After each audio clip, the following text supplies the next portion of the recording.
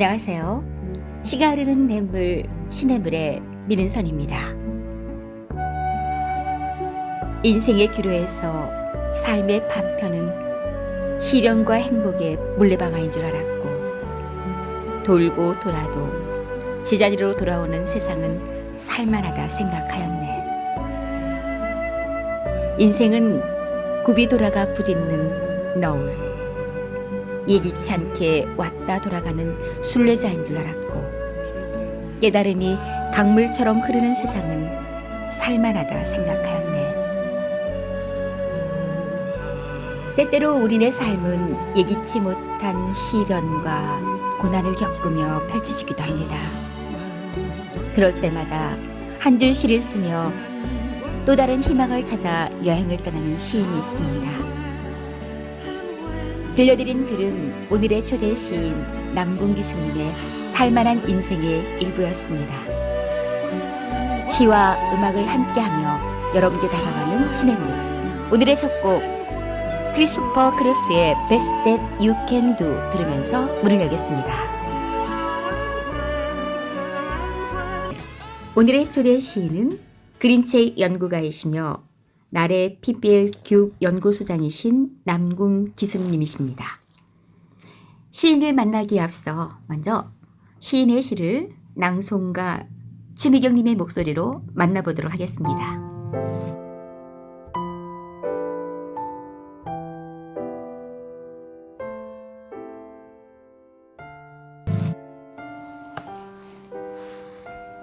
살만한 인생, 남궁기순.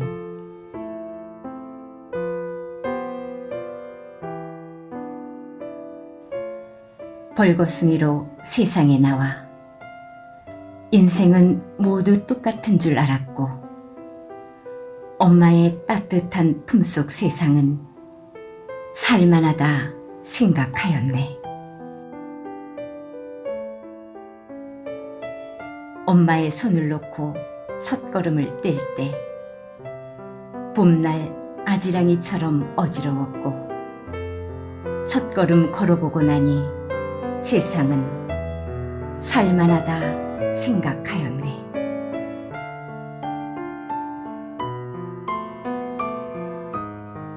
엄마의 가르침대로 살다 보니 세상은 흐르는 강물인 줄 알았고, 굽이치는 물살, 차가운 물줄기에도 세상은 살만하다 생각하였네.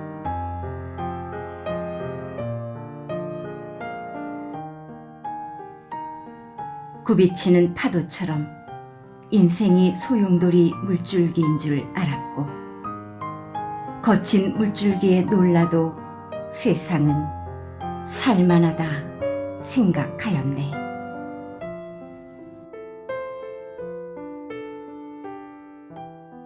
인생의 귀로에서 삶의 파편은 시련과 행복의 물레방아인 줄 알았고, 돌고 돌아도 제자리로 돌아오는 세상은 살만하다 생각하였네. 삶은 소리를 타는 한 줄기 가락, 깊은 강에서 삶의 지혜를 배우는 선구자인 줄 알았고, 풍랑 속에서 삶의 교훈을 배우며 세상은 살만하다 생각하였네.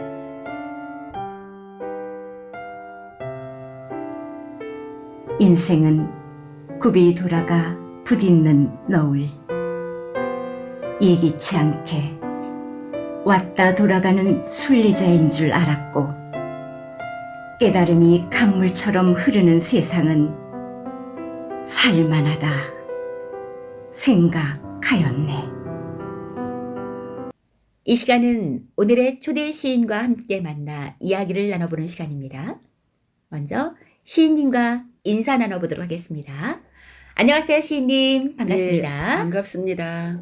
와, 이력을 보니까 굉장히 화려합니다. 우리 청취자 여러분께 잠깐 자기소개를 해주시겠습니까? 네, 그림책 연구가로 살고 있는 시인 남궁기순입니다. 저는 2020년도에 문학박사 학위를 받긴 했는데요. 시인으로 등단한 건 또 2020년 이후의 일이라서 어린 시절부터 습작을 좀 좋아해서 친구들에게 많이 들려줬던 것들이 이제 늦은 나이에 시인이 된 것 같습니다. 네, 그 선생님 이력에 제 눈에 좀 다른 시인님들과 다른 게 뭐냐면 아파 그림책 연구가 돼 있어요. 그래서 사실 낯설은 세계인데 네. 이 부분 좀 잠깐 좀 이야기해 주시겠어요?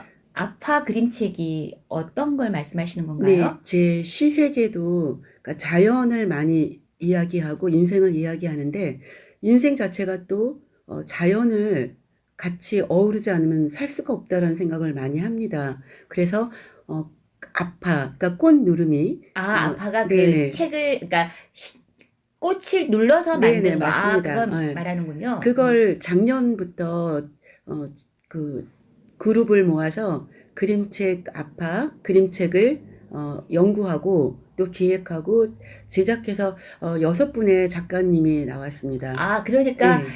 따로 그림을 그리는 것이 아니라 야, 꽃이나 아니면 식물을 눌러서 그거를 그림으로 이용하신다는 네네. 거군요. 스토리를 엮어서 아빠 그림책을 만들고 있는데 그것이 어떻게 보면 제 삶과 또 연결되어 있는 것 같기도 하고 네. 어떻게 해서 그렇게 됐을까요? 제가 우리가 코로나가 19년. 19년, 예, 20년 예. 너무 힘들었어요. 그때가 제가 박사학위를 받고 난 이후의 일인데 너무 힘들더라고요. 그러니까 우리가 강사로서의 코로나도 삶. 어렵지만 선생님 삶이 네네. 어려웠다. 강사로서의 삶을 앞으로 음흠. 어떻게 나가면 좋을지 네네. 예. 막막한 시절이었는데 음. 그때 제가 주변에 있는 저희 아파트 주변에 있는 식물들을 보게 됐어요. 아하, 어려운데 오히려 또 네, 눈길을 네네. 풀꽃, 들꽃, 뭐 나무, 색다른 제가 기존에 보지 못했던 그런 식물들이 눈에 들어오기 시작했습니다. 네. 그래서 거기서 꽃과 관련된 글을 쓰기 시작했고 또 거기서 위안을 받으면서 네. 자연이 역시 자연에서 이렇게 희망을 얻을 수 있구나 이런 생각을 가졌어요. 선생님 이야기를 듣다 보니까 누군가 말했어요. 위기는 기회다. 그래서 네, 선생님은 맞습니다. 그 코로나라고 하는 시기에 어려움을 겪으면서 자연이 주는 어떤 희망을 보시고 네. 그 안에서 또 본인으로 그 위안과 함께 희망을 보신 거네요. 네. 네. 자, 지금 그 낭송가 최미경님의 목소리로 살만한 세상이라고 하는 시를 살만한 인생이라고 하는 시를 들려주셨잖아요. 네. 그러니까 이 시의 탄생 배경이 굉장히 궁금하거든요. 같은 맥락이었을지 한번 네, 이야기를 맞습니다. 들려주시겠습니까? 네네. 이거는 제가 그 신춘문에 당선된 작품입니다. 신춘문예 작품. 예. 예. 5개의 작품이 선정됐는데 음흠. 그 중에서 이제 대표작이기도 하고요. 네. 인생은 그런 것 같아요. 순탄하지만 않은 것 같아요. 그래서 굽이치는 이런 인생인 것 같은데 네. 제가 느끼는 저의 느낌의 인생은 꼭 바닥을 쳐야지만 사람을 알아보고 배려하게 되고 네. 진가를 발견하게 되는 그런 순간을 제가 맞이한 거죠. 네. 그러면서 이 작품이 탄생이 됐고 그래 돌고 돌아도 결국은 제자리로 돌아올 수 있는 거. 근데 그거는 굉장히 중요한 핵심이 하나 있긴 했어요. 제가 보기에는. 네. 그거는 제가 많은 사람들을 만날 때도 강조하는 부분이긴 하는데 교육할 때도 그렇고 교육학자로서 긍정적인 마인드가 없으면 진짜 힘들겠더라고요. 왜 사람들이 그렇군요. 굉장히 잘 살았던 사람들이 우울증에 빠져서 그 선을 못 넘는 부분들 있잖아요. 긍정적인 부분으로. 저는 되게 충격적인 일이었던 거죠. 희망 전도사였던 분이 이제 그런 또 선택도 있을 때 저는 굉장히 힘들었어요. 그때.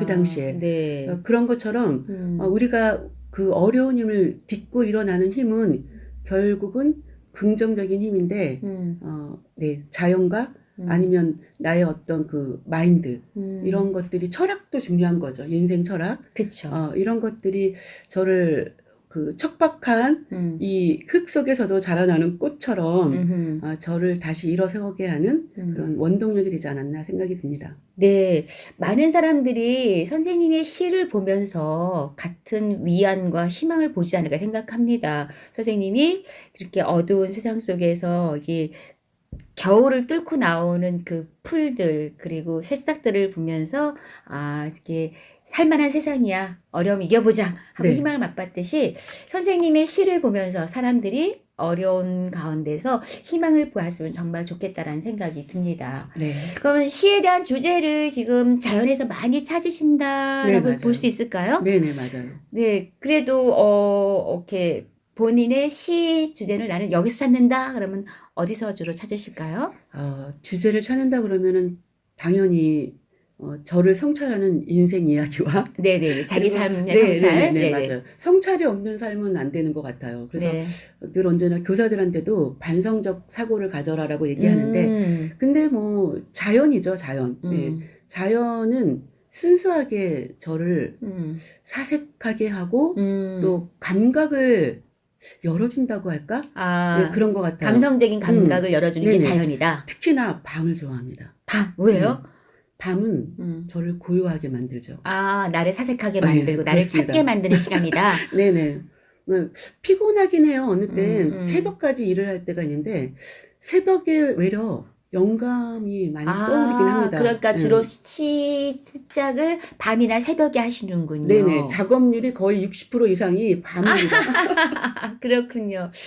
많은 사람들이 공감할 수 있기도 해요. 사실 저도 낮에보다는 밤에 나의 일에 집중도가 높거든요. 근데 선생님도 아마 그러신 것 같습니다. 네. 그럼 선생님 삶에서 내게 시란 이런 존재다. 그럼 뭐라고 표현하고 싶으신가요? 시란 이런 존재다. 시는 나를 사색하게 하는 것 같다. 사색하게 네, 한다. 사색하게 한다. 근데 시가 너무 어려워요, 사실은. 네, 너무나 쉽게 쓰는 시인님들 많으신데, 네, 저는 조금 어려운 것 같고, 그리고 어떻게 보면 저는 시를 생명수라고 합니다. 생명수? 생명수, 예. 물이 없으면 사람은 죽죠. 네네, 맞죠. 그러면 그 정도로 진짜 강렬하게 자기한테 맞아요. 네. 그 필요한 존재가 시라고 표현하시는 거네요. 네네. 목마를 때 찾는 생명수였어요. 시를 시가. 쓰게 우리 된 사실 게. 시 창작이 굉장히 어려운 건데 네네. 오히려 나를 살게 만들고 나를 움직이게 하는 원동력이라고 표현하시는 거네요. 네, 맞아요. 근데 왜 이렇게 시가 안 써질까 생각을 해봅니다. 그쵸. 네, 매일매일 쓰려고 하니 잘 안 되고요. 네. 자주 쓰려고 하니 더 안 되고, 왜 이렇게 안 써질까라고 생각이 드는 게, 이게 작가들의 마음이 똑같지 않을까 생각이 들어요. 마음의 여유가 없는 건지, 네.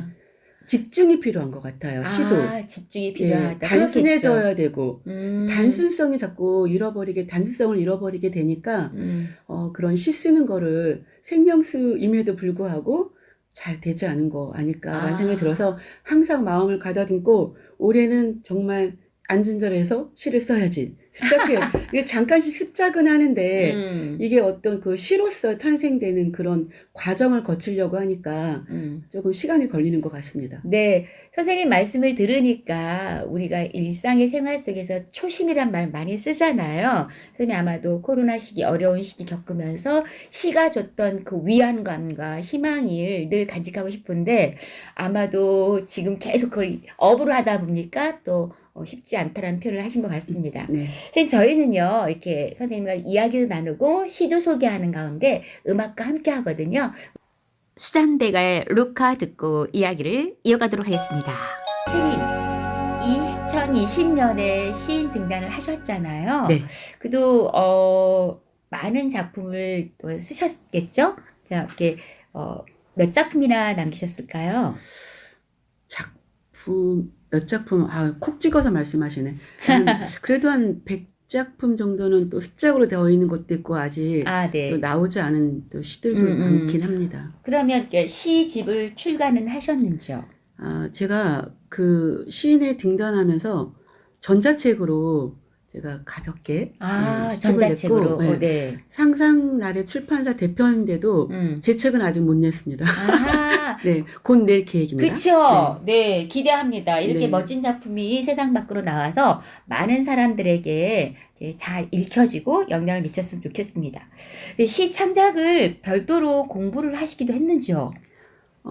늘 해오지는 않았습니다. 예. 네. 젊었을 때 문학을 워낙 좋아하다가 보니까 그때 문예에 대해서 좀 배우고 그런 시기만 있었던 것 같고, 또 뭐 다른 삶이 워낙 바쁘다 보니까 그때는 이론적으로 접근했죠. 근데 좀 이론적으로. 나이가 들다 보니까 시는 이론으로만 되진 않더라고요. 예, 그래서 무작정 따라쟁이처럼 또 시 읽고 외우고 또 그러면서 가슴에 남겨놓았던 것 같아요. 네. 그래서 제가 윤동주 시인을 굉장히 좋아합니다. 예, 굉장히 좋아하고 진짜 별에는 밤 그 노래처럼 네. 예, 그런 시를 굉장히 좋아하고 즐겨 읽었던 것 같아요. 네. 뭐 시 창작 이론서를 좀 뭐 간단하게 본다든지 뭐 그러긴 하는데 일단은 시를 읽고 제 마음에 또 담아놓는 걸로 해서 어떤 그 모티브로 해서 좀 시를 쓰려고 하는 그런 창작 습작이 좀 있는 것 같습니다. 네, 그러니까 어떤 의미에서는 약간은 독학적인 모습도 있는 그렇죠. 거네요. 네네. 그러니까 모방을 통해서 창작을 한 케이스인 것 같으신데, 내가 뭐 학교를 간다거나 어떤 뭐 교수한테 공부를 한 적은 없다. 자, 그렇다면 시 창작에 영향을 준 인물이나 어떤 사건? 아니면 특별한 책? 이런 게 있으면 한번 소개해 주시겠어요? 네, 직접적인 영향은 순수한 시기가 보통은 저희 20대 네.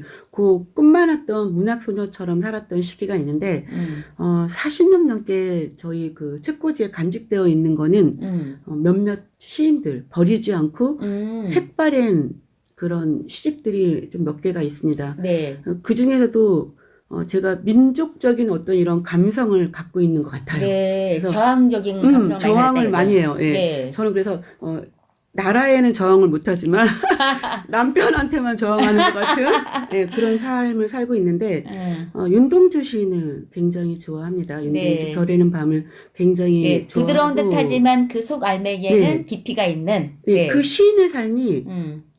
저의 어떤 그 약한 부분하고 맞닿아 있는 것 같아요. 네, 공감되는 부분이 예, 많았다. 그렇지만 끝까지 굴하지 않고 그 저항을 해가면서 자기 나름대로 민족 시인으로 남았던 네. 그 시인의 삶이 저의 약한 부분과 어떤 그 강한 의지력과 조금 맞닿아 있는 것 같아서 좋아하고 네. 그리고 저는 뭔지 모르겠어요. 이 또 기천을 쓰셨던 천상병 시인이. 천상병 시인의 그 시를 굉장히 좋아하고 제가 그 뭐랄까 인생의 어떤 그 인생이 뭐다라고 철학적인 어떤 질문을 20대 할 때 이 무소유가 제 마음에 온 거예요. 무소유. 네. 저기 시인 있잖아요. 네. 네. 천상병 시인. 아니요. 그럼. 무소를 쓰셨던 법정 스님. 네, 법정 스님. 네. 그분의 그 무소를 마음에 담으면서 빈 마음으로 살아야 되겠다는 생각을 많이 한 것 같아요. 네. 그러다 보니 그런 종류의 시인과 시인들을 많이 닮으려고 했던 것 같습니다. 네. 선생님하고 이야기를 나누다 보니까 선생님은 단지 그 시라고 하는 문학에서만뿐 아니라 철학, 종교학 이 모든 부분을 다 넘나들어서 복합적으로 자기의 삶에 대해서 고민을 하고 또 그런 가운데서 글을 쓰시지 않았나라는 생각이 들기도 합니다. 네. 네, 시를 출판하신다고 이제 지금 전자책이 있지만 그래도 이렇게 책으로 쓰신다는데 언제쯤 하실 계획을 구체적으로 세우고 계신지요? 네. 참 버킷리스트가 돼버린 것 같은데. 네. 네. 올해 정말 제가 이 말을 하면 정말 꼭 내야 될 것 같아요. 그죠? 그런 기회를 응원해 주신. 네. 그러면 올해 하반기 12월 달이 되기 전에 꼭 내도록 해보겠습니다. 응원하겠습니다. 네, 그리고 달려가서 축하시를 낭송해 드렸으면 좋겠습니다. 네, 감사합니다. 네. 자, 이게 굉장히 여러 아까 말씀드린 문학, 철학, 종교학을 넘나들면서 되게 많이 생각하고 고민하실 흔적이 많으신데 그래도 우리가 이렇게 시라고 하는 장르는 문학에 속하잖아요. 그래서 사람들 마음속에 이게 시, 즉 문학이 가지고 있는 가치가 무엇일까요, 선생님? 저는 문학은 나를 꽉 채워주는 것 같아요. 아, 나를 예. 채워준다. 어떤 분은 이런 얘기했는데 굉장히 공감 가는 말이 뭐였냐면 책을 너무 다독만 해도 글쓰기가 어렵다. 저 그 말을 굉장히 공감하거든요. 그래서 삶의 균형을 잡아가면서 우리가 잘 살아야 되잖아요. 그렇죠. 그래서 책 읽기와 쓰기를 병행하면서 살아야 된다는 생각이 듭니다. 그래서 저는 시인의 삶만 사는 게 아니라 또 어떤 인문학적인 글도 쓰면서 사는 작가이다가 보니까 많은 인풋과 아웃풋이 같이 어우러져야지 좋은 글도 나오고 또 어떤 나는 작가다. 난 시인이다. 이런 네. 삶을 사는 어떤 그 지혜를 배울 수 있지 않을까? 이런 생각이 들어서 문학은 우리를 완전한 인간으로 살아가는 그 지혜를 주는 길이라고 생각합니다. 네, 멋지십니다. 남의 것만 내가 섭취하고 보고 듣는 것이 아니라 내 것도 풀어내면서 그 균형이 바로 우리의 삶을 더 질적으로 높게 한다. 너무 멋지신 말씀을 남기셨습니다. 선생님, 저희는요, 이렇게 시와 음악을 같이 소개한다고 말씀드렸잖아요. 그래서 시인님의 신청곡도 한번 받고 싶은데, 좋아하는 노래가 있으신지요? 네.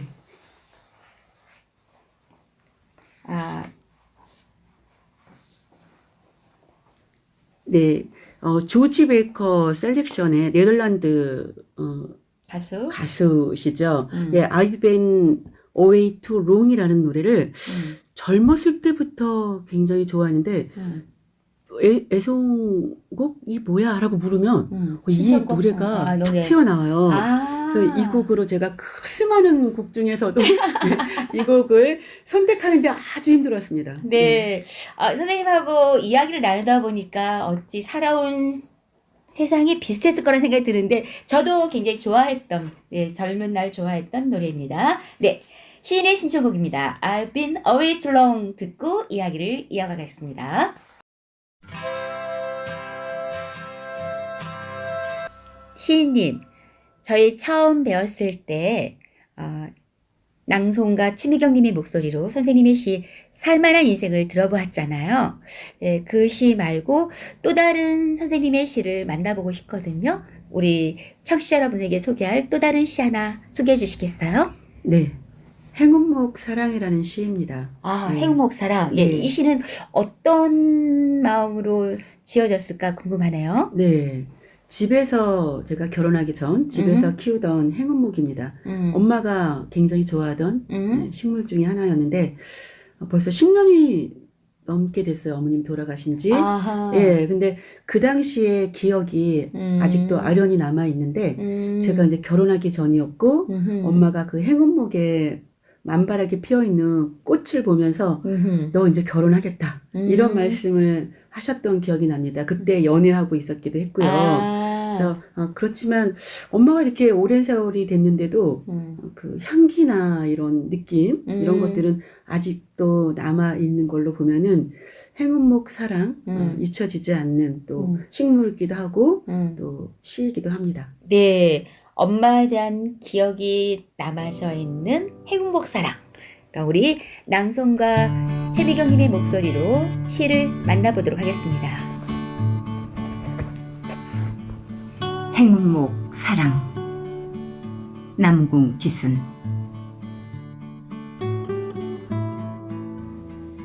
어머니가 보고 싶은 날이면 방 한곁에 놓여있던 행운목이 생각난다.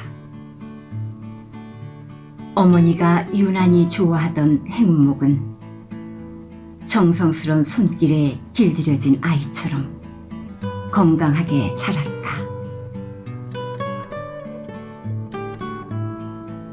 행운목 꽃이 진한 향기로 피어날 때 한바구음 짓던 어머니 모습이 아련하다. 딸내미 시집내는데 꽃이 피었다고 좋은 일이 많을 것이라 되뇌이시던 어머니 모습이 영롱하다. 꽃은 어머니 따뜻한 손길로 남았는데 어머니 모습은 영겁으로 흩어져 향기마저 아련하다. 오랜 기다림 끝에 피운 꽃처럼 때를 기다려 지혜를 찾으시는 어머니의 행운목 사랑을 마음에 심는다.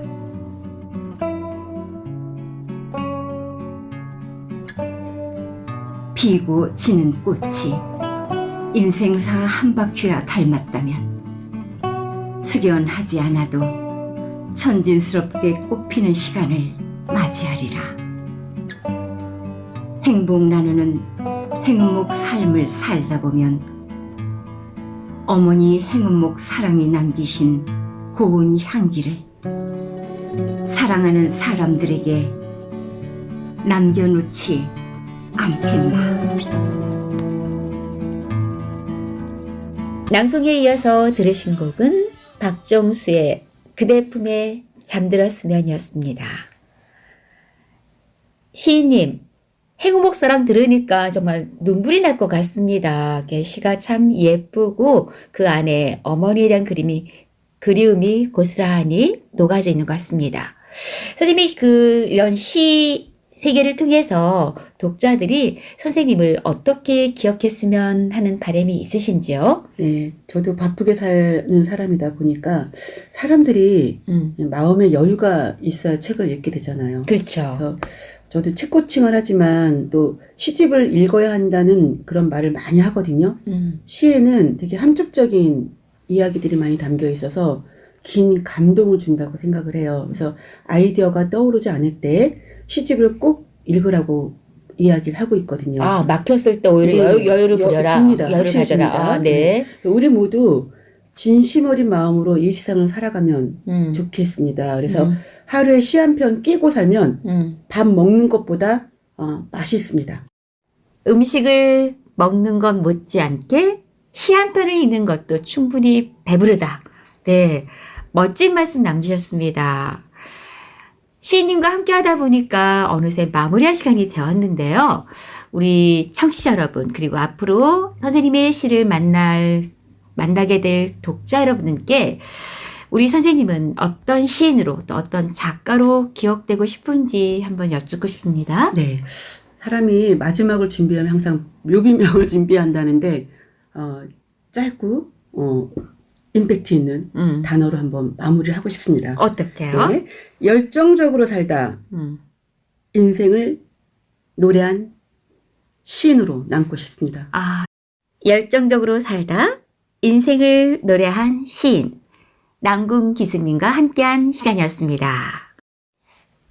선생님, 우리와 함께 해주셔서 대단히 감사합니다. 우리 그럼 마무리 인사하도록 하겠습니다. 네. 너무 감사드리고요. 또 초대해 주셔서 영광이었습니다. 네, 저희도 참 즐거운 시간이었습니다. 안녕히 들어가세요.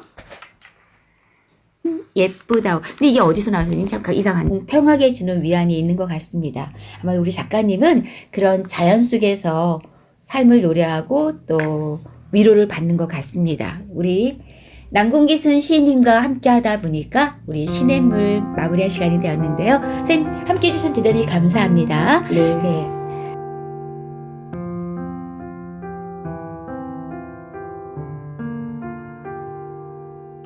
우울할 때 부르면 달려와 주는 꽃, 슬플 때 부르면 위로해 주는 꽃, 나를 사랑하고 있어요. 사랑하고픈 날이면 활짝 웃고 있어요. 사랑하고 싶은 날이면 고운 꽃을 마음밭에 심을 거예요. 사랑받는 것보다 사랑하는 것이 더 행복하다고 말하고 싶어요. 사랑하고 싶은 날이면 언제든지 그 꽃을 볼 수 있는 특별한 꽃밭을 만들 거예요.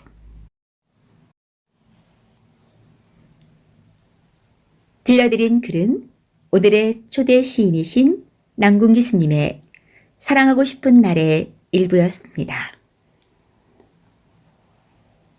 자연을 보며 인생의 어려움을 극복하고 자연을 노래하며 꽃으로 그림책을 만드는 그림책 작가이며 시인이신 남궁기 스님과 함께하는 시냇물이었습니다. 오늘의 마지막 곡은 박미경의 민들레 호시되어 들으면서 인사 나누겠습니다. 함께해 주신 청취자 여러분 대단히 감사합니다. 이상으로 제작의 연홍식, 구성의 황보양선, 진행의 민은선이었습니다. 다음에 또 만나요.